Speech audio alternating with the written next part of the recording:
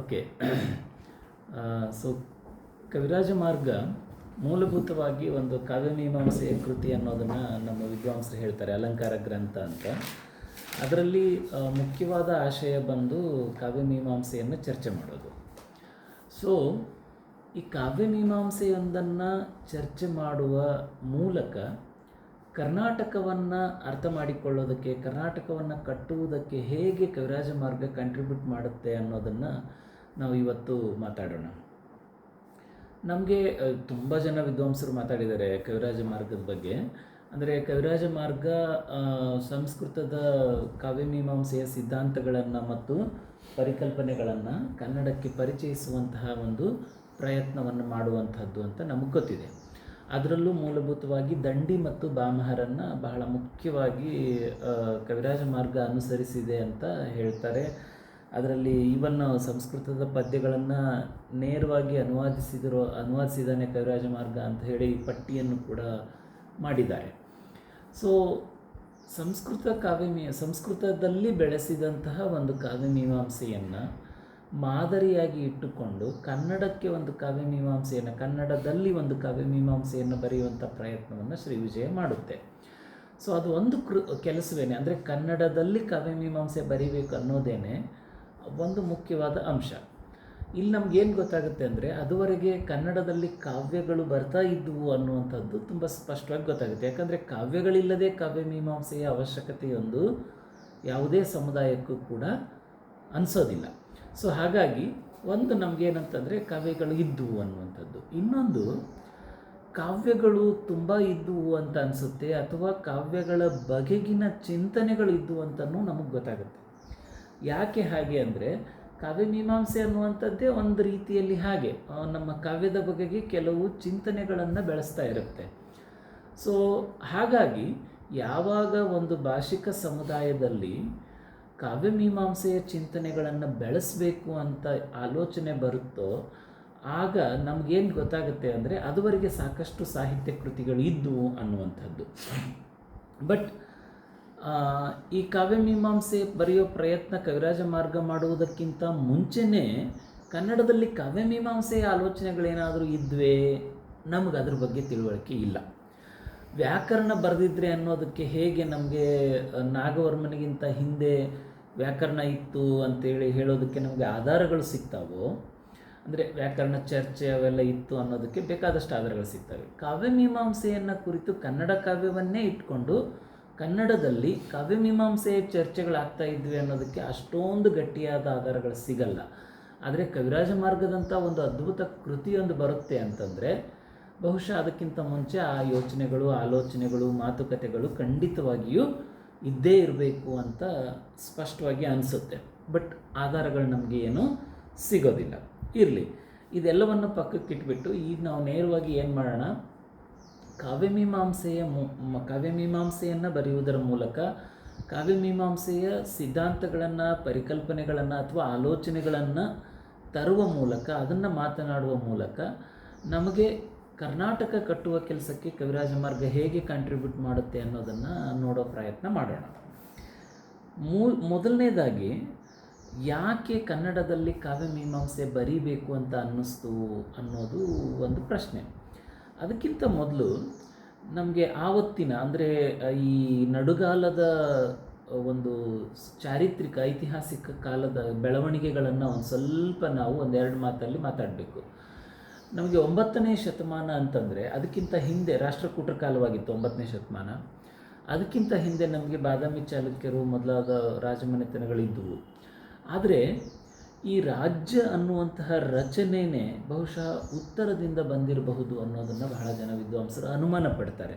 ಯಾಕಂದರೆ ಇನ್ನೂ ನಮಗೆ ದಕ್ಷಿಣದ ಅದೆಲ್ಲ ಇನ್ನೂ ಅಧ್ಯಯನಗಳು ಆಗಬೇಕಾದಂಥ ಏರಿಯಾಗಳವೆಲ್ಲ. ಸೊ ಮೊದಲಲ್ಲಿ ಹೇಗೆ ಇದ್ರೂ ಆನಂತರ ಮಾತ್ರ ಸ್ಪಷ್ಟವಾಗಿ ಉತ್ತರ ದಕ್ಷಿಣಕ್ಕೆ ಪ್ರಭಾವ ಬೀರ್ತಾನೆ ಬಂತು. ರಾಜ್ಯ ರಚನೆ ಅನ್ನುವಂಥದ್ದು ಉತ್ತರದಿಂದ ಬಂತು. ಅಂದರೆ ಈಗ ನೋಡಿ, ಸುಮ್ಮನೆ ಅಶೋಕನ ನಂತರ ಮೌರ್ಯರ ನಂತರ ಶಾತವಾಹನರು ಶುರು ಮಾಡೋದು ಹೆಚ್ಚು ಕಡಿಮೆ ಅವರ ರೀತಿಯಲ್ಲಿ ಆ ಮೌರ್ಯರ ಆಡಳಿತ ರಚನೆಯನ್ನು ಫಾಲೋ ಮಾಡುವಂಥದ್ದು, ಈ ರೀತಿಯಲ್ಲಿ ನಾನು ಹೇಳ್ತಾ ಇರೋದು. ಸೊ ಹೀಗೆ ಉತ್ತರದಿಂದ ರಾಜ್ಯ ರಚನೆಯೊಂದು ಬಂದಾಗ ಆ ರಾಜ್ಯ ರಚನೆಯ ಜೊತೆಗೆ ಅಂದರೆ ಆಡಳಿತ, ಆಸ್ಥಾನ, ರಾಜ್ಯ ಕೇಂದ್ರ ಇವುಗಳ ಜೊತೆಗೆ ಏನೇನಿರಬೇಕು ಅನ್ನೋ ಚಿಂತನೆಗಳು ಕೂಡ ಬಹುಶಃ ಉತ್ತರ ಮತ್ತು ದಕ್ಷಿಣದಲ್ಲಿ ಪರಸ್ಪರ ಹಂಚಿಕೊಳ್ತವೆ. ಇವುಗಳಲ್ಲಿ ಮುಖ್ಯವಾಗಿ ಒಂದು ಭಾಷೆ ಬೇಕು, ಯಾವುದಾದ್ರೂ ಒಂದು ಭಾಷೆ ಆಡಳಿತಕ್ಕೆ ಅನಿವಾರ್ಯ ಬೇಕು. ಆಮೇಲೆ ಒಂದು ಮತಪಂಥ ಬೇಕೋ ಬೇಡವೋ ಗೊತ್ತಿಲ್ಲ, ಬಟ್ ಇತ್ತು ಅನ್ನುವಂಥದ್ದು. ಆಸ್ಥಾನದ ಜೊತೆಗೆ ಒಂದು ಮತಪಂಥ, ಒಂದು ಯಾವುದಾದ್ರೂ ಒಂದು ಪಂಥವನ್ನು ಆಸ್ಥಾನ ಹೆಚ್ಚು ಅಥವಾ ಕಡಿಮೆ ಒಂದಕ್ಕಿಂತ ಹೆಚ್ಚು ಪಂಥಗಳನ್ನು ಸಪೋರ್ಟ್ ಮಾಡಿದ್ದಾರೆ. ಸೊ ಹಾಗಾಗಿ ಪಂಥ ಅನ್ನುವಂಥದ್ದು ಇರುತ್ತೆ. ಅದರ ಜೊತೆಗೇ ಮೀಮಾಂಸೆ ಅನ್ನುವಂಥದ್ದು ಕೂಡ ಅದರ ಅಟ್ಯಾಚ್ ಆಗಿ ಬರುತ್ತೆ. ಯಾವಾಗ ಭಾಷೆ ಅಟ್ಯಾಚ್ ಆಯಿತೋ, ಭಾಷೆಯ ಜೊತೆಗೆ ಸಾಹಿತ್ಯ, ಅದರ ಜೊತೆಗೆ ಮೀಮಾಂಸೆ, ವ್ಯಾಕರಣ, ಛಂದಸ್ಸು ಇವುಗಳೆಲ್ಲವೂ ಅಟ್ಯಾಚ್ ಆಗ್ತವೆ. ಹಾಗೆಯೇ ಪಂಥ ಅಂದ ತಕ್ಷಣವೇ ಪಂಥ ಮತ್ತು ಅದಕ್ಕೆ ಸಂಬಂಧಪಟ್ಟ ಆಚರಣೆಗಳು, ಸಾಮಾಜಿಕತೆ ಅವುಗಳೆಲ್ಲವೂ ಕೂಡ ಆಸ್ಥಾನದ ಜೊತೆಗೆ ಸಂಬಂಧವನ್ನು ಪಡ್ಕೊಂಡು ಬಿಡ್ತವೆ. ಸೊ ಹೀಗೆ ರಾಷ್ಟ್ರಕೂಟರ ಕಾಲಕ್ಕೆ ಉತ್ತರದ ಪ್ರಭಾವದಿಂದ ರಾಜ್ಯ ರಚನೆಯನ್ನು ಮಾಡಿದಂತಹ ಸಂದರ್ಭದಲ್ಲಿ ಆ ರಾಜ್ಯ ರಚನೆಯ ಜೊತೆಗೆ ಸಾಹಿತ್ಯ ಅಥವಾ ಭಾಷೆ, ಪಂಥಗಳು, ಮೀಮಾಂಸೆ ಈ ಎಲ್ಲವುಗಳನ್ನು ಕೂಡ ಉತ್ತರದ ಪ್ರಭಾವಕ್ಕೆ, ಈ ಎಲ್ಲ ಕ್ಷೇತ್ರಗಳಲ್ಲಿಯೂ ಕೂಡ, ವಲಯಗಳಲ್ಲಿ ಕೂಡ ಉತ್ತರದ ಪ್ರಭಾವಕ್ಕೆ ಒಳಗಾಗುವಂಥದ್ದನ್ನು ನಾವು ಸಹಜವಾಗಿ ಗುರುತಿಸ್ತೀವಿ ಮತ್ತು ಬೇಕಾದಷ್ಟು ಜನ ವಿದ್ವಾಂಸರು ನಮಗೆ ಅದರ ಬಗ್ಗೆ ಮಾತಾಡಿರೋದು ಇದೆ. ಸೊ ಹೀಗೆ ನಮಗಿಲ್ಲಿ ಮುಖ್ಯವಾಗೋದು ಕಾವ್ಯಮೀಮಾಂಸೆಯ ಮೇಲೆ ಹೇಗೆ ಉತ್ತರ ದಕ್ಷಿಣದ ಮೇಲೆ, ಭಾಳ ಮುಖ್ಯವಾಗಿ ಕನ್ನಡದ ಮೇಲೆ ಹೇಗೆ ಮತ್ತು ಏನು ಎಷ್ಟು ಪ್ರಭಾವವನ್ನು ಬೀರಿತು ಅಂತ ಅದನ್ನು ನಾವು ಕವಿರಾಜ ಮಾರ್ಗದಲ್ಲಿ ಹುಡುಕ್ತಾ ಹೋಗಿ, ಸೊ ಆ ಮೂಲಕ ಕರ್ನಾಟಕ ತನ್ನ ಚಹರೆಗಳನ್ನು ಹೇಗೆ ಗುರುತಿಸ್ಕೊಳ್ತಾ ಇತ್ತು ಅನ್ನುವಂಥದ್ದನ್ನು ನಾವು ನೋಡೋದಕ್ಕೆ ಸಾಧ್ಯ ಇದೆ. ಇಲ್ಲಿ ಮೂಲಭೂತವಾಗಿ ಬಹಳ ಜನ ವಿದ್ವಾಂಸರು ಕವಿರಾಜ ಮಾರ್ಗ ಕನ್ನಡ ಕಟ್ಟಿದಂತಹ ಒಂದು ಬಹಳ ಮುಖ್ಯವಾದ ಕೃತಿ ಅಂತ ಮಾತಾಡಿದ್ದಾರೆ. ಅದೆಲ್ಲ ನಿಜ. ಅದರ ಜೊತೆಗೆ ಇನ್ನೂ ಒಂದು ಅಂಶವೂ ಕೂಡ ಇದೆ. ಸಂಸ್ಕೃತ ಕಾವ್ಯ ಮೀಮಾಂಸೆಯನ್ನು ಪ್ರಮಾಣ ಎಂದು ಒಪ್ಪಿಕೊಳ್ಳುತ್ತೆ ಈ ಕಾವ್ಯ. That is very important. ಅದು ಕವಿರಾಜ ಮಾರ್ಗದ ತುಂಬ ನಮಗೆ ಬೇರೆ ಬೇರೆ ಕಡೆ ಆ ರೀತಿಯ ಅಂಶಗಳು ಸಿಗ್ತಾ ಹೋಗ್ತವೆ. ಒಂದು ಕಡೆ ಬಹಳ ಮುಖ್ಯವಾಗಿ ತಿರಿಕೊರೆಗೊಂಡೆ ಅನ್ನೋ ಶಬ್ದವನ್ನು ಬಳಸ್ತಾರೆ. ಅಂದರೆ ಕನ್ನಡ ಕವಿಗಳಿದ್ದರೂ ಗದ್ಯ ಪದ್ಯ ಅಂತೆಲ್ಲ ದೊಡ್ಡದಾಗಿ ಪಟ್ಟಿ ಕೊಡ್ತಾನೆ. ತುಂಬ ಅಭಿಮಾನದಿಂದ ಆ ಕೃತಿ ಕನ್ನಡ ಸಾಹಿತ್ಯದ ಬಗ್ಗೆ, ಸಾಹಿತಿಗಳ ಬಗ್ಗೆ, ಸಾಹಿತ್ಯ ಪ್ರಕಾರಗಳ ಬಗ್ಗೆ ಮಾತಾಡುತ್ತೆ. ಅದರಲ್ಲೇನು ಅನುಮಾನ ಇಲ್ಲ, ಕನ್ನಡದ ಎಲ್ಲ ಆಯಾಮಗಳ ಬಗ್ಗೆ ಅಭಿಮಾನವನ್ನು ಅದು ತೋರಿಸುತ್ತೆ. ಆದರೆ ಅದರ ಜೊತೆಗೆ ಒಂದು ಈ ಅಂಶ ಕಾವ್ಯಮೀಮಾಂಸೆಯ ಬಗ್ಗೆ ಮಾತನಾಡುವಾಗ ಕನ್ನಡ ಕವಿಗಳ ಮನೆಗೂ ಹೋಗಿ ನಾನು ಕಾವ್ಯಮೀಮಾಂಸೆಗಾಗಿ ಭಿಕ್ಷೆಯನ್ನು ಬೇಡಿದೆ ಅಂತ ಹೇಳುತ್ತೆ. ಆದರೆ ನನಗೇನೂ ಸಿಗಲಿಲ್ಲ ಅಂತ ಹೇಳುತ್ತೆ. ಸೊ ಅಲ್ಲಿಗೆ ನಮಗೆ ಏನು ಗೊತ್ತಾಗುತ್ತೆ ಅಂತಂದರೆ, ಕವಿರಾಜ ಮಾರ್ಗ ಹೇಳುವ ಪ್ರಕಾರ ಅಥವಾ ಕವಿರಾಜ ಮಾರ್ಗದ ಚಿಂತನೆಯ ಪ್ರಕಾರ ಕನ್ನಡದಲ್ಲಿ ಸಾಹಿತ್ಯ ಇತ್ತು, ಕಾವ್ಯ ಇತ್ತು, ಆದರೆ ಕಾವ್ಯ ಮೀಮಾಂಸೆ ಅನ್ನುವಂಥದ್ದು ಇರಲಿಲ್ಲ ಅಂತ. ಇಲ್ಲಿ ನಾವು ನಿಂತ್ಕೊಂಡು ಸುಮ್ಮನೆ ಕವಿರಾಜ ಮಾರ್ಗ ಹೇಳಿದ್ದನ್ನು ಮುಂದಕ್ಕೆ ತೆಗೆದುಕೊಂಡು ಹೋಗುವುದರ ಬದಲು ಒಂದು ಸ್ವಲ್ಪ ಚರ್ಚೆ ಮಾಡೋಣ. ಕಾವ್ಯಮೀಮಾಂಸೆ ಇರಲಿಲ್ಲ ಅಂದರೆ ಯಾವ ಕಾವ್ಯಮೀಮಾಂಸೆ ಇರಲಿಲ್ಲ? That is very important. Kavirajamarga ಯಾವ ಕಾವ್ಯಮೀಮಾಂಸೆಯನ್ನು ಪ್ರಮಾಣ ಎಂದು ಹೇಳಿಕೊಂಡಿದೆಯೋ, ನಂಬಿಕೊಂಡಿದೆಯೋ ಆ ಕಾವ್ಯಮೀಮಾಂಸೆ ಇಲ್ಲವೋ ಅಥವಾ ಇಡಿಯಾಗಿ ಕಾವ್ಯಮೀಮಾಂಸೆನೇ ಇಲ್ಲವೋ ಅನ್ನೋ ಪ್ರಶ್ನೆ ಬರುತ್ತೆ. ಇಲ್ಲಿ ನಾವು ಗಮನ ಹರಿಸಬೇಕಾದ ಅಂಶ ಏನು ಅಂದರೆ, ಕಾವ್ಯಮೀಮಾಂಸೆ ಅಂದರೆ ಏನು ಅಂತ. ಜನರಲ್ ಆಗಿ ಕಾವ್ಯಮೀಮಾಂಸೆ ಕಾವ್ಯವನ್ನು ಹೇಳುತ್ತೆ, ಕಾವ್ಯವನ್ನು ಮಾತಾಡುತ್ತೆ, ಕಾವ್ಯ ಹೇಗಿರಬೇಕು ಅದೆಲ್ಲ ಹೇಳುತ್ತೆ, ಅದೆಲ್ಲ ನಮಗೆ ಗೊತ್ತು. ಆದರೆ ಅಷ್ಟು ಮಾತ್ರ ಕಾವ್ಯಮೀಮಾಂಸೆ ಆಗಿರೋದಕ್ಕೆ ಸಾಧ್ಯವಿಲ್ಲ.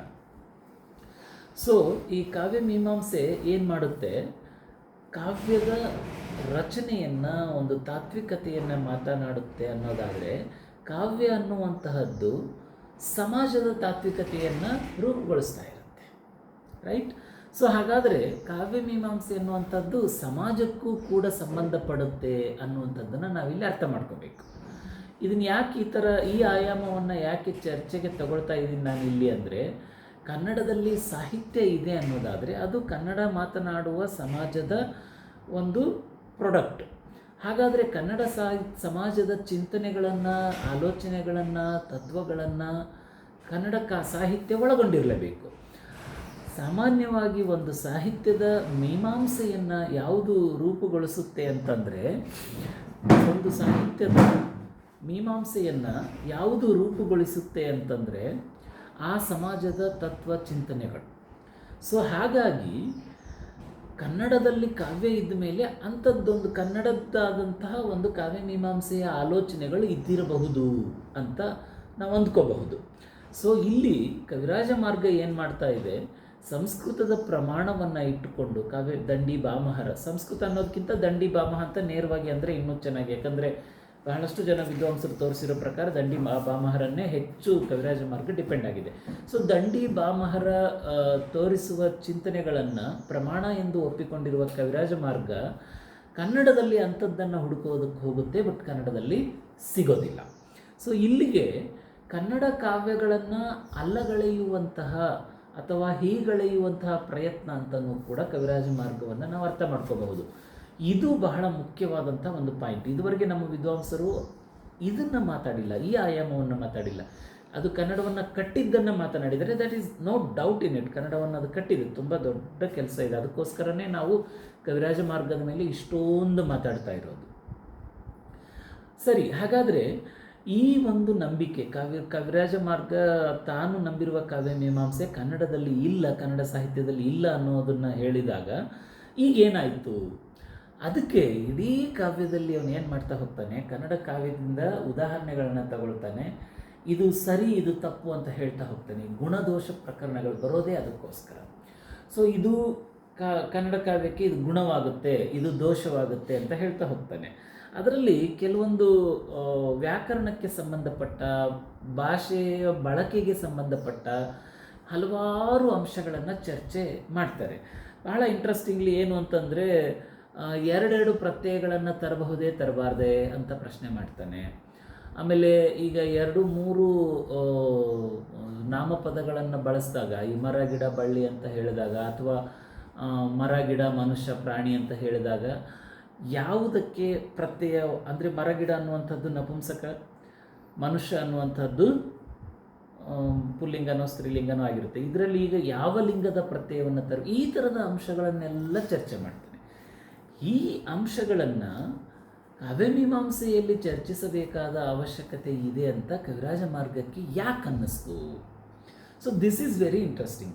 ಸಂಸ್ಕೃತ ಭಾಷೆಯನ್ನು ಮತ್ತು ವ್ಯಾಕರಣವನ್ನು, ಹಾಗೆಯೇ ಕಾವ್ಯಮೀಮಾಂಸೆಯನ್ನು ಪ್ರಮಾಣ, ಸಂಸ್ಕೃತದಲ್ಲಿದ್ದ ಕಾವ್ಯಮೀಮಾಂಸೆ ಪ್ರಮಾಣ ಅಂದ ತಕ್ಷಣ ಅಲ್ಲಿಯ ಭಾಷೆಯು ಕೂಡ ನಮಗೇನಾಗುತ್ತೆ, ಪ್ರಭಾವವನ್ನು ಬೀರುತ್ತೆ.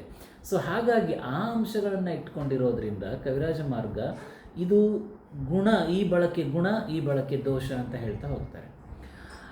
ಅನೇಕ ಅಂಶಗಳನ್ನು ಸಂಸ್ಕೃತ ಕಾವ್ಯಮೀಮಾಂಸೆ ಅಥವಾ ಮೌಲ್ಯಗಳಿಗೆ ಹೊಂದಿಕೊಳ್ಳುವ ಹಾಗೆ ಅಪ್ಗ್ರೇಡ್ ಮಾಡಬೇಕು ಅಂತ ಹೇಳುತ್ತೆ.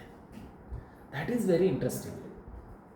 ಕನ್ನಡ ಕಾವ್ಯದಲ್ಲಿ ಬಳಕೆಯಾಗುವ ಕೆಲವು ಅಂಶಗಳನ್ನು, ಲಕ್ಷಣಗಳನ್ನು ಹೇಳಿ ಇವುಗಳನ್ನು ಸಂಸ್ಕೃತದ ಪ್ರಮಾಣವನ್ನು ಇಟ್ಕೊಂಡು ಈ ರೀತಿಯಲ್ಲಿ ಅಪ್ಗ್ರೇಡ್ ಮಾಡಬೇಕಂದ್ರೆ ಈ ರೀತಿ ಬಳಸಬೇಕು, ಈ ರೀತಿ ಬಳಸಬಾರ್ದು, ಇಂಥಲ್ಲಿ ಈ ಬಹುವಚನವನ್ನು ತರಬೇಕು, ಇಂಥಲ್ಲಿ ಈ ಬಹುವಚನದ ಪ್ರತ್ಯಯವನ್ನು ತರಬಾರ್ದು ಅಂತ ಕವಿರಾಜ ಮಾರ್ಗ ಹೇಳ್ತಾ ಹೋಗುತ್ತೆ. ಸೊ ಅದು ಅಂದರೆ ಸುಮಾರು ಉದಾಹರಣೆಗಳನ್ನು ಹೇಳ್ತಾ ಹೋಗುತ್ತೆ. ಅಲ್ಲಿಗೆ ನಮಗೆ ಕನ್ನಡ ಕಾವ್ಯ ಮೀಮಾಂಸೆಯನ್ನು ಒಂದು ರೀತಿಯ ಟರ್ನಿಂಗ್ ಪಾಯಿಂಟ್ ತರ್ತಾ ಇದೆ. ಸಂಸ್ಕೃತ ಕಾವ್ಯ ಮೀಮಾಂಸೆಯ ಕಡೆಗೆ ಕನ್ನಡ ಕಾವ್ಯಗಳನ್ನು ತಿರುಗಿಸುವ ಪ್ರಯತ್ನವನ್ನು ಇದು ಮಾಡ್ತಾ ಇದೆ ಅಂತ ನಮಗೆ ಗೊತ್ತಾಗುತ್ತೆ. ಇನ್ನು ಕೆಲವು ಯಾವ ಅಂಶಗಳು ಸಂಸ್ಕೃತ ತನ್ನ ಪ್ರಮಾಣದ ಜೊತೆಗೆ ಸಮಾನತೆಯನ್ನು ತೋರಿಸ್ತವೋ ಅವುಗಳನ್ನು ಇವು ಸಹಜವಾಗಿವೆ, ಸರಿಯಾಗಿವೆ, ಇವು ಗುಣಗಳು ಅಂತ ಹೇಳಿ ಮುಂದಕ್ಕೆ ಹೋಗ್ಬಿಡುತ್ತೆ. ಬಟ್ ಕೆಲವು ಸಂದರ್ಭದಲ್ಲಿ ಸಂಸ್ಕೃತ ಕಾವ್ಯ ಮೀಮಾಂಸೆಯ ಪ್ರಮಾಣಕ್ಕೆ ಒಗ್ಗದ, ಆದರೆ ಕನ್ನಡಕ್ಕೆ ಅತ್ಯನಿವಾರ್ಯವಾದ ಲಕ್ಷಣಗಳು ಎದುರಾದಾಗ ಕವಿರಾಜ ಮಾರ್ಗ ಬೇರೆ ರೀತಿಯ ತಂತ್ರಗಳನ್ನು ಬಳಸುತ್ತೆ.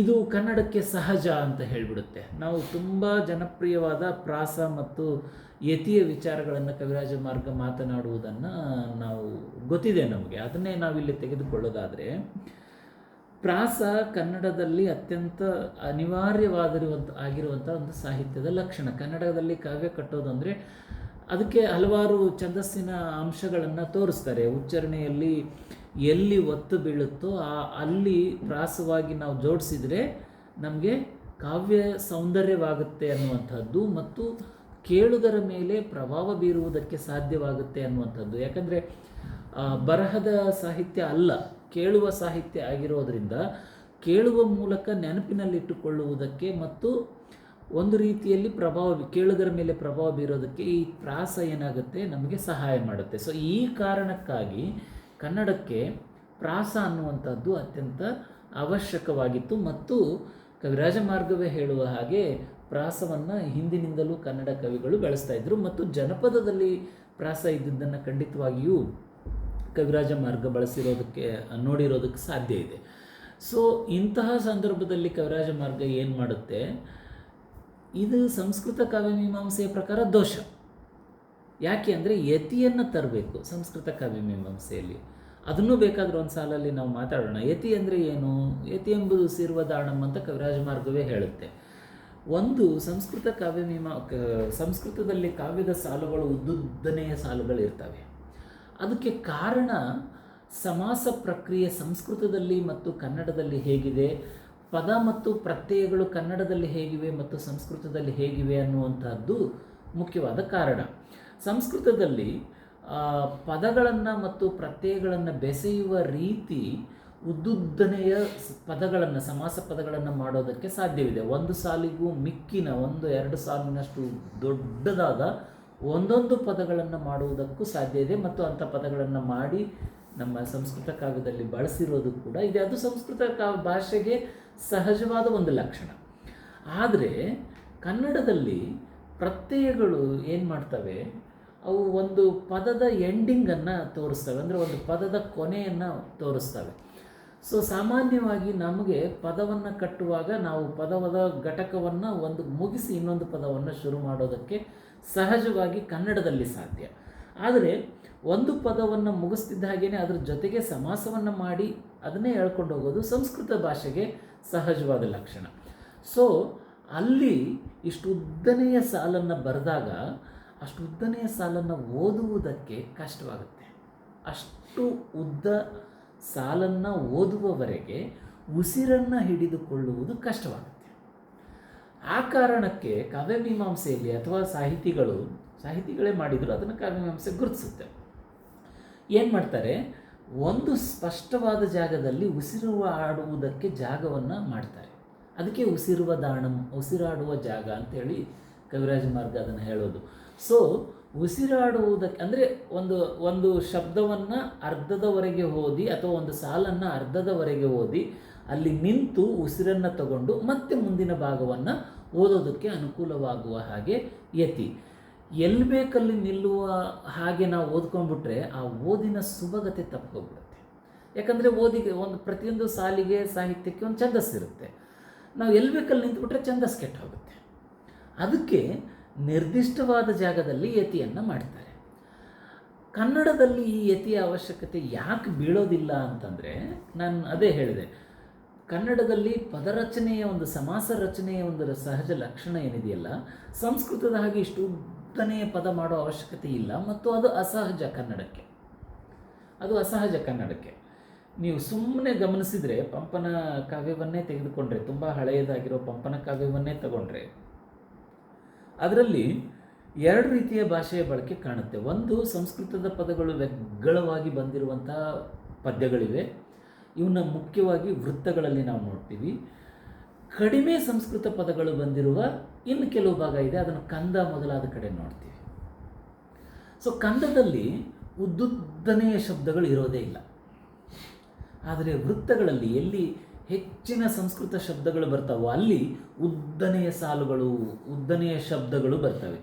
ಅಲ್ಲಿ ಏನಾಗ್ತಾ ಇದೆ, ಸಂಸ್ಕೃತದ ಪ್ರಭಾವಕ್ಕೊಳಗಾಗಿರುವಂತಹ ಕಡೆ ಉದ್ದುದ್ದನೆಯ ಶಬ್ದಗಳು, ಸಾಲುಗಳು ಜೊತೆಯಾಗಿ, ಅಂದರೆ ಒಂದೇ ಸಾಲಿನ ಶಬ್ದ, ದೊಡ್ಡದಾದ ಶಬ್ದ ಬರುತ್ತೆ. ಆದರೆ ಸಂಸ್ಕೃತದ ತುಂಬ ದೊಡ್ಡ ದೊಡ್ಡ ಪದಗಳು ಇಲ್ಲದಿರುವ, ಅಂದರೆ ದಿನಜೀವನದಲ್ಲಿ ಸಾಮಾನ್ಯವಾಗಿ ಸೇರಿಕೊಂಡ ಪದಗಳು, ಬಹುಶಃ ಪ್ರಾಕೃತದಿಂದ ಬಂದ ಪದಗಳು ಇದ್ದೂ ಕೂಡ ಅಷ್ಟು ಉದ್ದನೆಯ ಸಮಾಸ ಮಾಡೋದಿಲ್ಲ ನಾವು. ಕಂದಗಳಲ್ಲೆಲ್ಲ ಅದನ್ನು ಕಾಣೋದೇ ಇಲ್ಲ, ಪಂಪನ ಕಂದದಲ್ಲೇ ಕಾಣೋದಿಲ್ಲ ನಾವು ಅದನ್ನು. ಸೊ ಇಲ್ಲಿಗೆ ನಮಗೇನು ಗೊತ್ತಾಗುತ್ತೆ, ಕನ್ನಡ ಭಾಷೆಯ ಸಹಜ ನಡಿಗೆ ಯಾವುದು, ಸಂಸ್ಕೃತ ಭಾಷೆಯ ಸಹಜ ನಡಿಗೆ ಯಾವುದು ಅಂತ ಗೊತ್ತಾಗುತ್ತೆ. ಕಾವ್ಯಮೀಮಾಂಸೆಯಲ್ಲಿ ಅಷ್ಟೊಂದು ಮಾಸ್ಟರ್ ಲೆವೆಲನ್ನು ಗಳಿಸಿದಂತಹ ಕವಿರಾಜ ಮಾರ್ಗ ಈ ಅಂಶವನ್ನು ಗುರುತಿಸದೆ ಹೇಗಿರೋಕ್ಕೆ ಸಾಧ್ಯ? ಖಂಡಿತವಾಗಿ ಗುರುತಿಸುತ್ತೆ. ಸೊ ಅಲ್ಲಿಗೆ ಏನು ಮಾಡುತ್ತೆ, ಅದು ಯತಿ ಕನ್ನಡಕ್ಕೆ ಬೇಕಿಲ್ಲ ಅಂತ ಹೇಳಿ ಪ್ರಾಸಮನೇ ಗುಣದ ಓಲು ಉದ್ವಾಸಿಸಿ ಅನ್ನೋದು ಅಲ್ಲೇ ನೋಡಿ ಎಷ್ಟು ಚೆನ್ನಾಗಿದೆ. ಪ್ರಾಸ ಅನ್ನೋದು ದೋಷ. ಕಾವ್ಯಮೀಮಾಂಸೆಯಲ್ಲಿ ಅದು ಸಾಲ ಹಾಗೆ ಹೇಳುತ್ತೆ, ದೋಸಮನೇ ಗುಣದ ಓಲು ಉದ್ವಾಸಿಸಿ ಅಂತ ಹೇಳಿದರೆ ಪ್ರಾಸವನ್ನು ನೇರವಾಗಿ ಮಾತಾಡುವಾಗ ಅದು ದೋಷ ಅಂತ ಹೇಳ್ತಾ ಇದೆ. ಅದೊಂದು ದೋಷ ಅಂದರೆ ದೋಷ.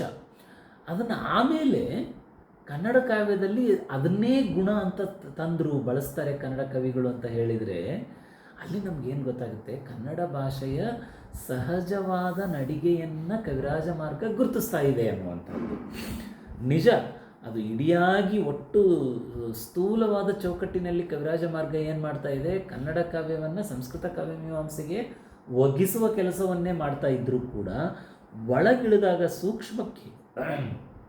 ಸೂಕ್ಷ್ಮಕ್ಕೆ ಬಂದಾಗ ಅದೇನು ಮಾಡುತ್ತೆ, ಕನ್ನಡ ಭಾಷೆಯ ಮತ್ತು ಕನ್ನಡ ಸಾಹಿತ್ಯದ ಸಹಜವಾದ ಲಕ್ಷಣಗಳನ್ನ ಗುರುತಿಸ್ತಾ ಇದೆ. ಅದು ತುಂಬ ಸಹಜ. ಯಾವುದೇ ಒಬ್ಬ ಸಿದ್ಧಾಂತದಲ್ಲಿ ಎಕ್ಸ್ಪರ್ಟ್ ಆಗಿರೋ ಒಬ್ಬ ವ್ಯಕ್ತಿಗೆ ಈ ರೀತಿಯ ಅಂಶಗಳನ್ನು, ಭಿನ್ನತೆಗಳನ್ನಿರಲಿ ಸಮಾನತೆಗಳನ್ನಿರಲಿ ಗುರುತಿಸೋದಕ್ಕೆ ಸಾಧ್ಯವಾಗುತ್ತೆ. ಸೊ ಎಸ್, ಈ ಕಾರಣದಿಂದ ಏನು ಮಾಡುತ್ತೆ, ಸೊ ಪ್ರಾಸ ಕನ್ನಡ ಸಾಹಿತ್ಯದಲ್ಲಿ ಒಪ್ಕೊಂಡ್ಬಿಡುತ್ತೆ. ಅದು ಅಂದರೆ ಯಾವುದನ್ನು ಸಂಸ್ಕೃತ ಕಾವ್ಯಮೀಮಾಂಸೆ ಮಾತನಾಡುವುದಿಲ್ಲವೋ ಅದನ್ನು ಕವಿರಾಜ ಮಾರ್ಗ ಒಪ್ಪಿತ ಅಂತ ಹೇಳುತ್ತೆ. ಸೊ ಅಲ್ಲಿಗೆ ನಮಗೇನು ಗೊತ್ತಾಗುತ್ತೆ ಅಂದರೆ, ಕನ್ನಡದ ಅತ್ಯಂತ ಸಹಜವಾದ ಲಕ್ಷಣಗಳನ್ನು ಹಾಗೆಯೇ ಉಳಿಸಿಕೊಂಡು ಎಲ್ಲೆಲ್ಲಿ ಬದಲಾವಣೆ ಸಾಧ್ಯವೋ ಅಲ್ಲೆಲ್ಲ ಬದಲಾವಣೆಗಳನ್ನು ಮಾಡಿಕೊಂಡು ಮುಂದಕ್ಕೆ ಹೋಗುವಂಥದ್ದನ್ನು ನಾವು ನೋಡ್ತೀವಿ. ನಾನು ಉದಾಹರಣೆ ಹೇಳಲಿಲ್ಲ ಇದಕ್ಕೆ, ಯಾವುದು ಪ್ರತ್ಯಯಗಳನ್ನು ಹೇಗೆ ಬಳಸಬೇಕು ಏನು ಅಂತ ಹೇಳುವಾಗ, ಈಗ ರಾಮನು ಜಿಂಕೆಯು ಬಂದರು ಅಂತ ಹೇಳುವಾಗ, ಎರಡು ಘಟಕಗಳು ಬಂದು ಅಂತ ಹೇಳುವಾಗ ಜಿಂಕೆಯು ರಾಮನು ಬಂದವು ಅಂತ ಹೇಳಬೇಕು, ಬಂದರು ಅಂತ ಹೇಳಬೇಕು. ಈ ಥರದ ಚರ್ಚೆಯನ್ನು ಕವಿರಾಜ ಮಾರ್ಗ ಮಾಡುತ್ತೆ. ಕೊನೆಯಲ್ಲಿ ಯಾವ ನಾಮಪದ ಇರುತ್ತೋ ಆ ನಾಮಪದದ ಲಿಂಗವಚನಗಳು ಪ್ರತ್ಯಯವಾಗಿ ಬರಬೇಕು. ಅಂದರೆ ಜಿಂಕೆಯು ರಾಮನು ಬಂದರು ಅನ್ನಬೇಕು, ರಾಮನು ಜಿಂಕೆಯು ಬಂದವು ಅನ್ನಬೇಕು. ಅದು ಕನ್ನಡದ ಸಹಜವಾದ ಲಕ್ಷಣ. ನಾವು ಇವತ್ತು ದಿನ ಜೀವನದಲ್ಲಿ ಭಾಷೆಯನ್ನು ಬಳಸುವಾಗಲೂ ಕೂಡ ನಮ್ಮಣ್ಣ ದನ ಬಂದವು ಅಂತ ಹೇಳ್ತೀವಿ, ಅಥವಾ ದನ ನಮ್ಮಣ್ಣ ಬಂದರು ಅಂತ ಹೇಳ್ತೀವಿ. ಸೊ ಆ ವ್ಯತ್ಯಾಸವನ್ನು ನಾವು ದಿನ ಜೀವನದಲ್ಲೂ ಕೂಡ ಗಮನಿಸಬಹುದು. ಸೊ ಈ ಥರದ ಲಕ್ಷಣಗಳನ್ನೆಲ್ಲ ಗುರುತಿಸಿ ಹೇಳುವಂತಹ ಒಂದು ಪ್ರಯತ್ನವನ್ನು ಕವಿರಾಜ ಮಾರ್ಗ ಮಾಡುತ್ತೆ. ಆಮೇಲೆ ಸುಮಾರು ಪದಗಳ ಪ್ರಯೋಗಗಳನ್ನು ತೆಗೆದುಕೊಳ್ಳುತ್ತೆ. ಹಿಂದಿನ ಕನ್ನಡ ಕವಿಗಳ ಸಾಹಿತ್ಯದಿಂದ ಸಾಲುಗಳನ್ನ ತಗೊಂಡು ಇದು ದೋಷ ಅಂತ ಹೇಳಿ ಇದು ಹೀಗಿರಬೇಕು ಅಂತ ತಾನು ಸಜೆಸ್ಟ್ ಕೂಡ ಮಾಡುತ್ತೆ. ಇಲ್ಲಿ ಎರಡು ಅಂಶಗಳನ್ನು ನಾವು ಗಮನಿಸಬೇಕು. ಕವಿರಾಜ ಮಾರ್ಗದ ಪ್ರಕಾರ ಅದು ತಪ್ಪು ಅಥವಾ ದೋಷ ಅದು ಕವಿರಾಜ ಮಾರ್ಗದ ಪ್ರಕಾರ. ಈ ದೋಷವನ್ನು ಯಾಕೆ ಕನ್ನಡ ಸಾಹಿತಿಗಳು ಬಳಸ್ತಾ ಇದ್ರು? ಹೇಗೆ ಪ್ರಾಸವನ್ನು ದೋಷವಾದರೂ ಗುಣವೆಂದು ಕವಿರಾಜ ಮಾರ್ಗವೇ ಮಾನ್ಯ ಮಾಡಿತೋ, ಕವಿರಾಜ ಮಾರ್ಗ ಅದನ್ನು ಯಾಕೆ ಮಾನ್ಯ ಮಾಡಿತು ಅಂದರೆ ಅದು ಕನ್ನಡ ಕಾವ್ಯಕ್ಕೆ ಅದು ಸಹಜವಾಗಿತ್ತು, ಅದು ಗುಣವಾಗಿತ್ತು. ಹಾಗಾದರೆ ಈ ಇನ್ನಿತರ ದೋಷ ಪ್ರಕರಣದಲ್ಲಿ ಪಟ್ಟಿ ಮಾಡುವ ಹಲವಾರು ಅಂಶಗಳು ಕವಿರಾಜ ಮಾರ್ಗಕ್ಕೆ ಶ್ರೀ ವಿಜಯನಿಗೆ ದೋಷಗಳಾಗಿ ಕಾಣಿಸ್ತಾ ಇವೆ. ಯಾಕೆ ಅಂದರೆ ಕವಿರಾಜ ಮಾರ್ಗಕ್ಕೆ ಶ್ರೀ ವಿಜಯನಿಗೆ ಪ್ರಮಾಣವಾದ ಕಾವ್ಯಮೀಮಾಂಸೆ ದಂಡಿಭಾಮಹರ ಕೇಂದ್ರಿತವಾಗಿರುವಂಥದ್ದು. ಹಾಗಾದರೆ ಕನ್ನಡ ಕವಿಗಳ ಒಪಿನಿಯನ್ ಏನಾಗಿತ್ತು ಆ ದೋಷಗಳ ಬಗ್ಗೆ? ಅಂದರೆ ಕವಿರಾಜ ಮಾರ್ಗ ಯಾವುದನ್ನು ದೋಷ ಅಂತ ಪಟ್ಟಿ ಮಾಡುತ್ತೋ ಅದ್ರ ಬಗ್ಗೆ ಕನ್ನಡ ಕವಿಗಳು, ಆ ಹಿಂದಿನ ಕನ್ನಡ ಕವಿಗಳು ಏನು ಒಪಿನಿಯನ್ ಇಟ್ಕೊಂಡಿದ್ರು, ಯಾವ ಅಭಿಪ್ರಾಯವನ್ನು ಇಟ್ಕೊಂಡಿದ್ರು, ಅವರ ಅನಿಸಿಕೆ ಏನಾಗಿತ್ತು, ಅದನ್ನು ನಾವು ತಿಳ್ಕೊಂಡ್ರೆ ಈ ದೋಷಗಳು ಅಂತ ಶ್ರೀ ವಿಜಯ ಕೊಡುವ ಅಂಶಗಳು ನಿಜವಾಗಿಯೂ ಏನು ಅನ್ನೋದು ಗೊತ್ತಾಗುತ್ತೆ. ಇಲ್ಲದೇ ಇದ್ದರೆ ನಮ್ಗೆ ಗೊತ್ತಾಗೋದಿಲ್ಲ. ಈಗ ಸದ್ಯಕ್ಕೆ ನಾವು ಅದನ್ನು ಸುಮ್ಮನೆ ಓದ್ಕೊಂಡು ಹೋಗ್ತಾ ಇದ್ದೀವಿ. So that is very important. ಬಹುಶಃ ಸುಮ್ಮನೆ ಇದು ತಪ್ಪಿರಬಹುದು, ನನ್ನ ಆಲೋಚನೆ ಸುಮ್ಮನೆ, ಅಥವಾ ಇದನ್ನು ಹುಡುಗಾಟಕ್ಕೆ ಅಂತಲೇ ತಗೊಳ್ಳೋಣ ಈಸಿಯಾಗಿ, ಯಾಕಂದರೆ ಅಧ್ಯಯನಗಳಿಲ್ಲ ಈ ರೀತಿ ಹೇಳೋದಕ್ಕೆ. ಅಧ್ಯಯನಗಳು ಬಂದ ಮೇಲೆ ಅದು ಸರಿನೋ ತಪ್ಪೋ ಅಂತ ಅನ್ನೋದು ಡಿಸೈಡ್ ಆಗಲಿ. ನಮಗೆ ಕನ್ನಡ ಕಾವ್ಯಗಳು ಕಳೆದು ಹೋಗೋದಕ್ಕೆ ಕವಿರಾಜ ಮಾರ್ಗ ಒಂದು ಕಾರಣವಾಗಿರಬಹುದೇ ಅಂತ ಸುಮ್ಮನೆ ಸಮಸ್ಯೀಕರಿಸೋಣ. ಈ ವಿಷಯವನ್ನು ಸಮಸ್ಯೀಕರಿಸೋಣ. ಅದನ್ನು ಹೇಗೆ ಅಂದ್ಕೊಳ್ಳೋಣ ಅಂದರೆ, ಅದುವರೆಗೆ 9ನೇ ಶತಮಾನದವರೆಗೆ, ಕವಿರಾಜ ಮಾರ್ಗದವರೆಗೆ ಸಾಕಷ್ಟು ಕನ್ನಡ ಸಾಹಿತ್ಯ ಇತ್ತು. ಅದು ಬಹಳ ದೊಡ್ಡ ದೊಡ್ಡ ಕವಿಗಳು ಅಂತ ಕವಿರಾಜ ಮಾರ್ಗದಂಥ ಬಹಳ ದೊಡ್ಡ ಲಾಕ್ಷಣಿಕ ಹೇಳ್ತಾನೆ. That's very important. ಯಾರೋ ಸಾಮಾನ್ಯರು ಹೇಳಿದ್ದಲ್ಲ ತಾನೆ.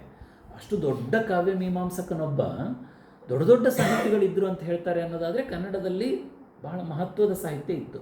ಅದು ಇಡಿಯಾಗಿ ಹೋಗ್ಬಿಟ್ಟಿದೆ. ಒಂದು ಕಾರಣ ಅದು ನಮ್ಗೆ ಕಳೆದು ಹೋಗೋದಕ್ಕೆ ನಿಜ. ಬಟ್ ಯಾಕೆ ಅವುಗಳು ಪ್ರತಿಯಾಗಲಿಲ್ಲ? ಪ್ರತಿ ಮಾಡ್ಕೊಳ್ಳೋದೇ ಆ ಕಾಲದ ಗುಣವಾಗಿತ್ತು. ಈಗ ನಮ್ಮ ಪಂಪ ಉಳಿದು ಬಂದಿರೋದಕ್ಕೆ ಮುಖ್ಯವಾದ ಕಾರಣ ಪಂಪನ ಕಾವ್ಯವನ್ನು ಪ್ರತಿ ಮಾಡಿದ್ರಿಂದ. ಯಾಕೆ ನಮಗೆ ಅಸಗನ ಕಾವ್ಯವನ್ನು ಪ್ರತಿ ಮಾಡಿಕೊಳ್ಳಲಿಲ್ಲ? ಆಮೇಲೆ ಮಾಡ್ಕೊಂಡಿದ್ರೆ ಸಹಜವಾಗಿ ಉಳಿದು ಬಿಡ್ತಿತ್ತು. ಈ ಕಾರಣಕ್ಕೆ ಸುಮ್ಮನೆ ಕವಿರಾಜ ಮಾರ್ಗದ ನಿಲುವು ಒಂದನ್ನು ಅಟ್ಯಾಚ್ ಮಾಡೋಣ, ಅದಿರಬಹುದೇ ಅಂತ. ಏನಾಯಿತು, ಕವಿರಾಜ ಮಾರ್ಗ ಅದುವರೆಗೆ ಬಂದ ಕನ್ನಡ ಕಾವ್ಯಗಳನ್ನೆಲ್ಲ ವಿಶ್ಲೇಷಣೆ ಮಾಡಿ ಇವುಗಳಲ್ಲೆಲ್ಲೂ ಕಾವ್ಯಮೀಮಾಂಸೆನೇ ಇಲ್ಲ ಅಂತ ತೆಗೆದುಹಾಕ್ಬಿಟ್ಟ.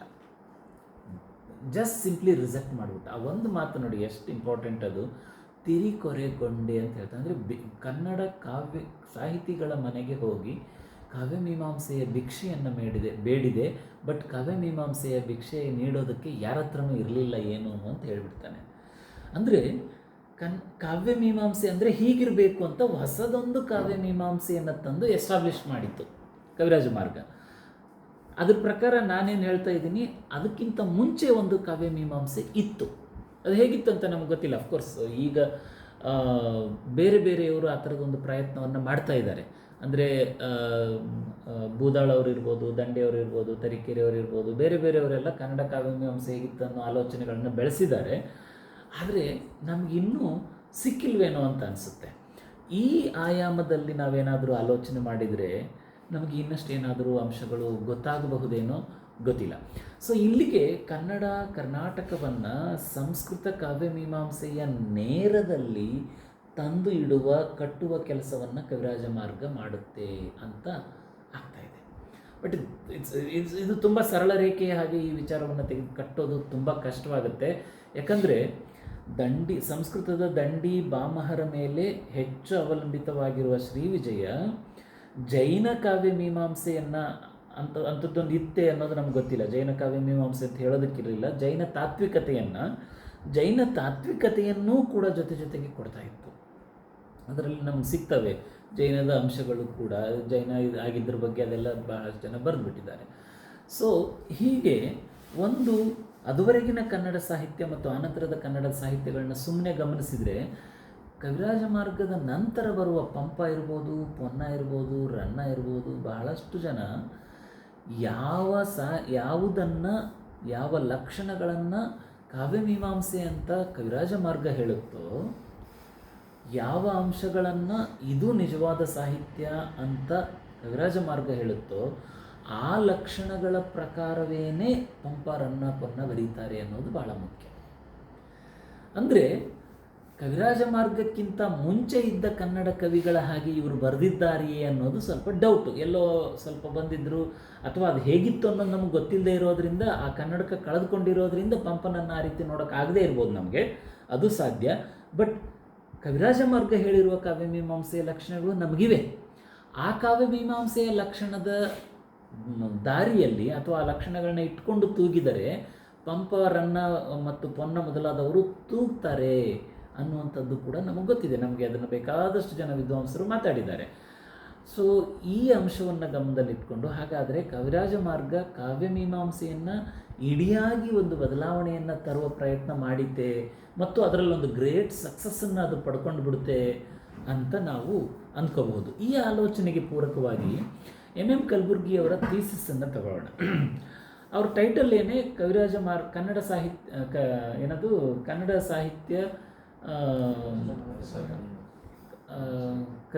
ಕನ್ನಡದ ಸಾಹಿತ್ಯ ಕವಿರಾಜ ಮಾರ್ಗ ಪರಿಸರದ ಕನ್ನಡ ಸಾಹಿತ್ಯ.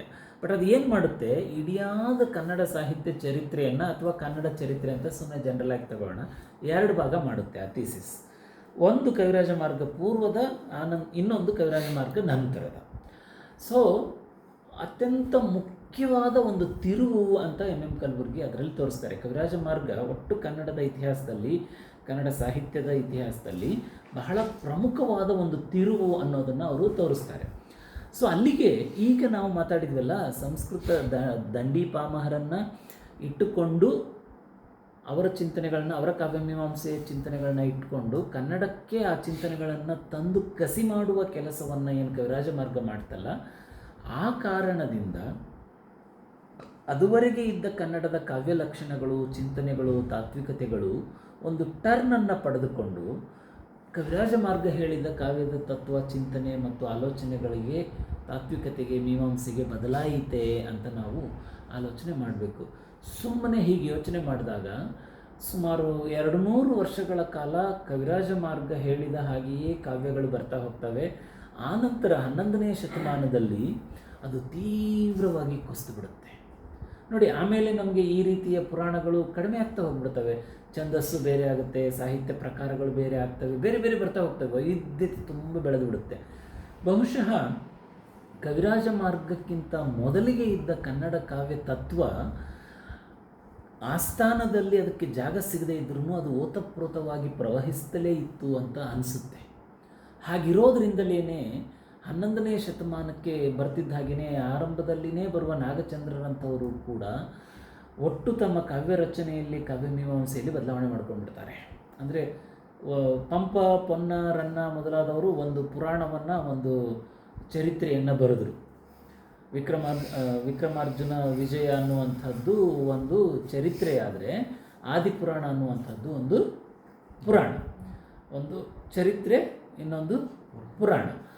ಈ ಕಲ್ಪನೆಯನ್ನು ಒಡೆದುಕೊಂಡು ಬಿಟ್ಟು ನಾಗಚಂದ್ರ ಏನು ಮಾಡಿಬಿಡ್ತಾನೆ, ಅವೆರಡನ್ನು ಮರ್ಜ್ ಮಾಡಿಬಿಡ್ತಾನೆ, ಟೈಟಲ್ಗೇ ಅದನ್ನು ತಂದುಬಿಡ್ತಾನೆ. ಅಂದರೆ ನಾನು ಬದಲಾಗ್ತಾ ಇದ್ದೀನಿ ಅನ್ನೋದನ್ನು ತೋರಿಸೋ ಅವಶ್ಯಕತೆ ಬಂದುಬಿಡ್ತು. ಈ ಅವಶ್ಯಕತೆ ಯಾಕೆ ಬಂತು ಅಂತಂದರೆ, ಕವಿರಾಜ ಮಾರ್ಗಕ್ಕಿಂತ ಹಿಂದೆ ಇದ್ದಿರಬಹುದಾದ ಕಾವ್ಯತತ್ವದ ಪ್ರವಾಹಕ್ಕೆ ಅದ್ರ ಎದುರಿಗೆ ನಾವು ಮಾತಾಡಲೇಬೇಕಾದ ಪರಿಸ್ಥಿತಿ ಬಂತೋ ಗೊತ್ತಿಲ್ಲ. ಇವೆಲ್ಲವೂ ಕಲ್ಪನೆಗಳಿರಬಹುದು, ಊಹೆಗಳೇ ಇರಬಹುದು, ಬಟ್ ಈ ಆಲೋಚನೆಗಳನ್ನು ಮಾಡಬಹುದು ಅಂತ ನಾನು ಹೇಳ್ತಾ ಇರೋದು. ನಾಗಚಂದ್ರ ಏನು ಮಾಡ್ತಾನೆ, ರಾಮಚಂದ್ರ ಚರಿತ ಪುರಾಣ, ಇದು ಚರಿತ್ರೆನೂ ಹೌದು, ಪುರಾಣನೂ ಹೌದು. ಯಾವುದು ಚರಿತ್ರೆ ಮತ್ತು ಪುರಾಣ ಅನ್ನೋ ಸಪ್ರೇಟ್ ಆದ ಸ್ಟೇಟಸನ್ನು ನಾವು 200 ವರ್ಷಗಳ ಕಾಲ ನೋಡಿದ್ವೋ ಅದು ಮುರಿದು ಹೋಗುತ್ತೆ. ಇಲ್ಲಿ ನಯಸೇನನ ವೇಳೆಗೆ ಬರ್ತಿದ್ದ ಹಾಗೆಯೇ ಕಾವ್ಯದ ಪರಿಕಲ್ಪನೆ ಇನ್ನೂ ಬದಲಾಗ್ಬಿಡುತ್ತೆ. ಹೆಚ್ಚು ಸಾಮಾನ್ಯರನ್ನು ಒಳಗೊಳ್ಳುವಂತಹ ರೀತಿಯಲ್ಲಿ ಕಾವ್ಯ ಬರಿತಾ ಹೋಗುತ್ತೆ. ಇದಕ್ಕೆ ಸಾಮಾಜಿಕ ಒತ್ತಡ ಕಾರಣಗಳು, ಮತಪಂಥಗಳ ಒತ್ತಡದ ಕಾರಣಗಳು ಇರಬಹುದು. ಬಟ್ ನನ್ನ ತಿಳುವಳಿಕೆಯ ಪ್ರಕಾರ ಈ ಒತ್ತಡಗಳ ಜೊತೆಗೆ ಕನ್ನಡ ಕಾವ್ಯತತ್ವದ ಒತ್ತಡವೂ ಕೂಡ ಒಂದು ಇತ್ತು ಅನ್ನುವಂಥದ್ದು ನಮಗೆ ಅನಿಸುತ್ತೆ. ಸುಮ್ಮನೆ ಸರಿಯೋ ತಪ್ಪೋ ಇನ್ನೊಂದು ವಿಚಾರವನ್ನು ಇದಕ್ಕೆ ಸೇರಿಸೋಣ. ವಚನಗಳು ಈ ರೀತಿಯ ಒಂದು ಸಂಸ್ಕೃತಕ್ಕೆ ವಿರುದ್ಧ ಅಂತ ಜನರಲ್ ಆಗಿ ಮಾತಾಡ್ತಾರೆ. That's a different story. ನಾನು ಅದನ್ನು ಇಲ್ಲಿ ಮಾತಾಡೋ ಅವಶ್ಯಕತೆ ಇಲ್ಲ, ನಾನು ಅದನ್ನು ಮಾತಾಡೋದು ಇಲ್ಲ. ಆದರೆ ಕನ್ನಡದಲ್ಲಿ ಅದುವರೆಗೆ ಇದ್ದ ಕಾವ್ಯಮೀಮಾಂಸೆಯನ್ನು ಒಡೆಯುವ, ಕಾವ್ಯವನ್ನು ಒಡೆಯುವ ಆಲೋಚನೆಗಳನ್ನು ವಚನಗಳಲ್ಲಿ ಬಹಳ ಜನ ವಿದ್ವಾಂಸರು ಗುರುತಿಸ್ತಾರೆ. ಅದನ್ನು ನಾವು ಅದನ್ನು ಲಿಂಗಾಯತ ಆಲೋಚನೆ ಅನ್ನೋ ರೀತಿಯಲ್ಲಿ, ಅಥವಾ ವೀರಶೈವ, ಯಾವುದೋ ಪದ ನಮ್ಗೆ ಸಂಬಂಧ ಇಲ್ಲ, ಆಲೋಚನೆ ಅನ್ನೋ ರೀತಿಯಲ್ಲಿ ಬಹಳ ಜನ ಮಾತಾಡ್ತಾರೆ. ಬಟ್ ಅದನ್ನು ಕವಿರಾಜ ಮಾರ್ಗ ಕಾಲಕ್ಕಿಂತ ಹಿಂದೆ ಇದ್ದ ಕನ್ನಡ ಕಾವ್ಯ ತತ್ವದ ಮುಂದುವರಿಕೆಯ ಬೆಳವಣಿಗೆ, ಅದರ ಅಭಿವ್ಯಕ್ತಿ ಅಂತ ನಾವು ಓದ್ಕೊಂಡ್ರೆ ಹೇಗೆ ಕಾಣಬಹುದು? ನಮಗೆ ಬಹಳ ಮುಖ್ಯವಾಗಿ ಹರಿಹರ ಬರ್ತಾನೆ, ರಾಘವಾಂಕ ಬರ್ತಾನೆ. ಹೇಗೆ ಅವರು ತಮಗಿಂತ ಹಿಂದಿನ ಕಾವ್ಯ ಲಕ್ಷಣಗಳನ್ನು ಒಡೆದುಕೊಂಡು ಬರ್ತಾರೆ ಅನ್ನುವಂಥದ್ದನ್ನು ನಾವು ನೋಡ್ತೀವಿ. ಇನ್ನೂ ಮುಂದೆ ಬರುವ ಕುಮಾರವ್ಯಾಸನಂತಹ, ಯಾರನ್ನ ನೀವು ವೈದಿಕ ಅಂತ ಹೇಳ್ತೀರೋ ಅವನು ಆ್ಯಕ್ಚುಲಿ ಭಾಗವತ. ಸೊ ಅವನು ಕೂಡ ಹೇಗೆ ಕಾವ್ಯದ ಲಕ್ಷಣವನ್ನು, ಕಾವ್ಯ ಲಕ್ಷಣವನ್ನು ಒಡಿತಾ ಹೋಗ್ತಾನೆ ಅನ್ನುವಂಥದ್ದನ್ನು ನಾವು ಗುರುತಿಸಿದರೆ, ಬಹುಶಃ ಈ ರೀತಿಯಲ್ಲಿ, ಈ ದಾರಿಯಲ್ಲಿ ನಾವು ನೋಡ್ತಾ ಹೋದರೆ ಕವಿರಾಜ ಮಾರ್ಗ ಕಟ್ಟಿದ ಕರ್ನಾಟಕ ಎಂತಹದ್ದು, ಹೇಗಿತ್ತು, ಹೇಗೆ ಯಾವುದು ಬದಲಾಯಿತು, ಆನಂತರ ಯಾವುದು ಬದಲಾಯಿತು, ಇಡಿಯಾಗಿ ನೋಡಿ ಕನ್ನಡ ಕಾವ್ಯ ಮೀಮಾಂಸೆಯನ್ನು ಕವಿರಾಜ ಮಾರ್ಗ ಕೇಂದ್ರಿತವಾಗಿ ಈ ರೀತಿಯಲ್ಲಿ ಯೋಚನೆ ಮಾಡಿಬಿಟ್ರೆ ಒಟ್ಟು ನಮ್ಮ ಕಾವ್ಯದ ಇತಿಹಾಸವನ್ನು, ಸಾಹಿತ್ಯದ ಇತಿಹಾಸವನ್ನು, ಭಾಷೆ ಇತಿಹಾಸವನ್ನು, ಆ ಮೂಲಕ ಸಮಾಜದ ಇತಿಹಾಸವನ್ನು ತಿಳಿದುಕೊಳ್ಳೋದಕ್ಕೆ ಒಂದು ಹೊಸ ಆಲೋಚನೆಯ ದಾರಿಯನ್ನು ಅದು ತರಬಹುದು ಅಂತ ಅನಿಸುತ್ತೆ. ಸೊ ಇಲ್ಲಿಗೆ ನಮಗೇನು ಗೊತ್ತಾಗ್ತಾ ಇದೆ, ಇಷ್ಟು ಚರ್ಚೆಯ ಮೂಲಕ ನಾವೇನು ತಿಳ್ಕೋಬೇಕಪ್ಪ ಅಂತಂದರೆ, ಮೊದಲನೇದಾಗಿ ಅದುವರೆಗಿನ ಕರ್ನಾಟಕದ ಅಂದರೆ ಅದುವರೆಗಿನ ಕನ್ನಡ ಸಾಹಿತ್ಯ ಕಾವ್ಯಮೀಮಾಂಸೆಯ ಆಲೋಚನೆಗಳು, ಕಾವ್ಯ ತತ್ವಗಳು ಇದ್ದವು ಅನ್ನೋದಾದರೆ ಅದು ಒಂದು ಪರಿಕಲ್ಪನೆಯೇ, ಒಂದು ಕರ್ನಾಟಕದ ಪರಿಕಲ್ಪನೆಯೇ. ಸೊ ಅದುವರೆಗೆ ಇದ್ದ ಕರ್ನಾಟಕದ ಪರಿಕಲ್ಪನೆಗೆ ಹೊಸದೊಂದನ್ನು ಕಸಿ ಮಾಡುವ ಕೆಲಸವನ್ನು ಕವಿರಾಜ ಮಾರ್ಗ ಮಾಡುತ್ತೆ. ಕವಿರಾಜ ಮಾರ್ಗ ಮಾಡೋದು ಅದುವರೆಗಿನ ಕನ್ನಡ ಕಾವ್ಯ ತತ್ವಗಳನ್ನು ಬದಲಾಯಿಸಿ ಅಥವಾ ಅದಕ್ಕೆ ಸಂಸ್ಕೃತ ಕಾವ್ಯಮೀಮಾಂಸೆಯ ತತ್ವಗಳನ್ನು ಕಸಿ ಮಾಡುತ್ತೆ. ಸಂಪೂರ್ಣ ಬದಲಾಯಿಸೋಕೆ ಆಗೋದಿಲ್ಲ ಅದಕ್ಕೆ, ಬಟ್ ಕಸಿ ಮಾಡುತ್ತೆ. ಬಟ್ ಹಾಗೆ ಕಸಿ ಮಾಡಿದಾಗಲೂ ದಂಡಿ ಭಾಮಹರ ತತ್ವಗಳೇನೇ ಪ್ರಮಾಣ ಅಂತ ಹೇಳುತ್ತೆ. ಅಲ್ಲಿಗೆ ನಮಗೆ ಯಾಕೆ 10ನೇ ಶತಮಾನ ಇಡಿಯಾಗಿ ನಮಗೆ ಸಂಸ್ಕೃತ ಭೂಯಿಷ್ಠವಾಗಿ ಕಾಣೋಕ್ಕೆ ಸಾಧ್ಯವಾಯಿತು ಅಂದರೆ ಕವಿರಾಜ ಮಾರ್ಗದಿಂದ. ಅಂದರೆ ಆನಂತರದ ಸಮಾಜವನ್ನು, ಸಾಹಿತ್ಯವನ್ನು ಅದು ರೂಪಿಸಿತು ಅಂತ. ಅದಕ್ಕೆ ನಾವು ಶ್ರೀ ವಿಜಯ ಒಬ್ಬನೇ ಹೊಣೆಗಾರ ಅಂತ ಹೇಳುವುದು ತಪ್ಪಾಗುತ್ತೆ, ಹೇಳಬಾರ್ದು. ಬಟ್ ನಮಗೆ ಸಿಕ್ಕಿರೋ ಕೃತಿ ಅವನದೊಂದೇ ಅಂತ ನಾವು ನಂಬಿರೋದ್ರಿಂದ ಅವನ ಹೆಸರನ್ನು ಪದೇ ಪದೇ ಮಾತಾಡ್ತಾ ಇದ್ದೀವಿ. ಅವನ ಕಾವ್ಯದಲ್ಲಿಯೇ ನಮಗೆ ನೃಪತುಂಗಾನುಮತಮಪ್ಪ ಅಂತ ಅನ್ನೋ ಪದ ಸಿಗುತ್ತೆ. ಅಂದರೆ ಒಂದು ಆಸ್ಥಾನದಲ್ಲಿ, ಅದು ಎಂ ಕಲಬುರ್ಗಿ ಮೊದಲಾದವರೆಲ್ಲ ಇದನ್ನು ತುಂಬ ಚರ್ಚೆ ಮಾಡ್ತಾರೆ. ಇಡೀ ಆಸ್ಥಾನದಲ್ಲಿ ಆ ಥರದ ಒಂದು ಚರ್ಚೆ ನಡೀತಾ ಇತ್ತು, ಕಾವ್ಯ ಮೀಮಾಂಸೆಯ ಚರ್ಚೆ ನಡೀತಾ ಇತ್ತು. ಅದಕ್ಕೆ ನೃಪತುಂಗನ ಅಧಿಕೃತ ಮುದ್ರೆ ಇತ್ತು ಅನ್ನೋದನ್ನೆಲ್ಲ ಬಹಳ ಜನ ವಿದ್ವಾಂಸರು ಮಾತಾಡಿದ್ದಾರೆ. ಸೊ ಹಾಗಾದರೆ 9ನೇ ಶತಮಾನದಲ್ಲಿ ಕನ್ನಡ ಕಾವ್ಯ ಮೀಮಾಂಸೆ ಅದುವರೆಗಿನ ಕನ್ನಡದ ಸಾಹಿತ್ಯದ ತತ್ವಕ್ಕೆ ಬದಲಾಗಿ ಸಂಸ್ಕೃತದಿಂದ ದಂಡಿ ಭಾಮಹರಿಂದ ತೆಗೆದುಕೊಂಡ ಕಾವ್ಯ ಮೀಮಾಂಸೆಯನ್ನು ಕಸಿ ಮಾಡುವ ಚಿಂತನೆಗಳು ಸುಮಾರು ಕಾಲ 9ನೇ ಶತಮಾನದಲ್ಲಿ ನಡೆದಿವೆ. ಬಹುಶಃ ಅದಕ್ಕಿಂತ ಹಿಂದೆನೂ ನಡೆದಿದ್ವೋ ನಮಗೆ ಗೊತ್ತಿಲ್ಲ. ಅದರ ಪರಿಣಾಮವಾಗಿ ಅದನ್ನು ಯಾವಾಗ ರಾಷ್ಟ್ರಕೂಟ ರಾಜರ ಅದು ಬಹಳ ಇಂಪಾರ್ಟೆಂಟ್ ನಮಗೆ, ನೃಪತುಂಗಾನುಮತಮಪ್ಪ ಅನ್ನುವಂಥದ್ದು ರಾಜಮುದ್ರೆ ಸಿಕ್ತು ನೋಡಿ. ಯಾವಾಗಲೂ ಅದಕ್ಕೆ ನಾನು ಆರಂಭದಲ್ಲಿ ಹೇಳಿದೆ, ಈ ರಾಜ್ಯ ರಚನೆ ಅನ್ನುವಂಥದ್ದು ಭಾಷೆ, ಸಾಹಿತ್ಯ, ಪಂಥ ಇವುಗಳನ್ನು ತನ್ನ ಜೊತೆಗೆ ಅಟ್ಯಾಚ್ ಮಾಡ್ಕೊಂಡು ಬಿಟ್ಟಿರುತ್ತೆ. ಸೊ ಪಂಪರನ್ನರು ಕೂಡ ಈ ಆಸ್ಥಾನದ ಜೊತೆಗೆ, ರಾಜ್ಯದ ಜೊತೆಗೇ ನಂಟಿಟ್ಕೊಂಡಿರೋರು. ಸೊ ರಾಜ್ಯ ಅಂಕಿತವನ್ನು, ರಾಜನ ಅಂಕಿತವನ್ನು ಪಡೆದುಕೊಂಡ ಕಾವ್ಯಮೀಮಾಂಸೆಯನ್ನು ಆನಂತರದ ಕವಿಗಳು ಬಳಸಿದರು. ಯಾರು ಬಳಸಿದ್ರು ಅಂದರೆ ಆಸ್ಥಾನದ ಕವಿಗಳು ಬಳಸಿದ್ರು. ದಟ್ಸ್ ವೆರಿ ಇಂಪಾರ್ಟೆಂಟ್, ಎಲ್ಲರೂ ಅಂತ ಹೇಳೋಕ್ಕಾಗೋದಿಲ್ಲ. ಸೊ ಅಲ್ಲಿಗೆ ಹೇಗೆ ಕವಿರಾಜ ಮಾರ್ಗ ನಮಗೆ, ಅಥವಾ 9ನೇ ಶತಮಾನದ ಒಟ್ಟು ಕಾವ್ಯಮೀಮಾಂಸೆಯ ಚರ್ಚೆಗಳು ಬಹಳ ಮುಖ್ಯವಾಗಿ ಮಳಕೇಡ ಕೇಂದ್ರಿತವಾದ ಚಿಂತನೆಗಳು. ಯಾಕಂದರೆ ಮಳಕೇಡದಲ್ಲಿನೇ ಹೆಚ್ಚು ಚರ್ಚೆಗಳಾಗಿರುವಂಥದ್ದು ನಮಗೆ ಗೊತ್ತಾಗುತ್ತೆ. ಸೊ ಈ ಚಿಂತನೆಗಳು ಆನಂತರದ ಕನ್ನಡ ಕಾವ್ಯವನ್ನು ಹೇಗೆ ನಿರ್ಮಿಸಿದವು ಅನ್ನೋದು ನಮಗೆ ಗೊತ್ತಾಗುತ್ತೆ. ಸೊ ಹಾಗೆ ಕರ್ನಾಟಕವನ್ನು ರೂಪಿಸುವಲ್ಲಿ ಇಲ್ಲಿ ಸರಿ ತಪ್ಪುಗಳ ಪ್ರಶ್ನೆ ಬರೋದಿಲ್ಲ. ದಯವಿಟ್ಟು ಆ ರೀತಿ ತಗೋಬೇಡಿ. ಯಾಕಂದರೆ ಒಂದು ಕಾಲದ ಅವಶ್ಯಕತೆ, ಅವ್ರ ಕಾಲಕ್ಕೆ ಯಾವುದು ಸರಿ ಅನಿಸುತ್ತೋ, ಯಾವುದು ಮೌಲ್ಯ ಅನಿಸುತ್ತೋ ಅದರ ಹಾಗೆ ಅವರು ಬದುಕಿ ಚಿಂತನೆಗಳನ್ನ ಮಾಡ್ಕೊಂಡು ಹೋಗ್ಬಿಟ್ಟಿರ್ತಾರೆ. ನಮಗೆ ಹೀಗೆ ಆಗಿದೆ ಅನ್ನೋದನ್ನು ಗುರುತಿಸೋದು ನಮ್ಮ ಸಂಶೋಧನೆಯ ಕೆಲಸ. ಅದನ್ನು ಮಾತ್ರ ನಾವಿಲ್ಲಿ ಮಾಡ್ತಾಯಿದ್ದೀವಿ. ಸೊ ಹೀಗೆ ಕವಿರಾಜ ಮಾರ್ಗ ಒಟ್ಟು ಕರ್ನಾಟಕವನ್ನು ರೂಪಿಸುವಲ್ಲಿ ಕವಿರಾಜ ಮಾರ್ಗದ ಕಾವ್ಯಮೀಮಾಂಸೆಯ ತತ್ವಗಳು ಈ ಥರದ ಕೆಲಸವನ್ನು ಮಾಡ್ತವೆ ಅಂತ ಅನ್ನೋದನ್ನು ನಾವು ತಿಳ್ಕೋಬಹುದು ಅಂತ ಅನಿಸುತ್ತೆ.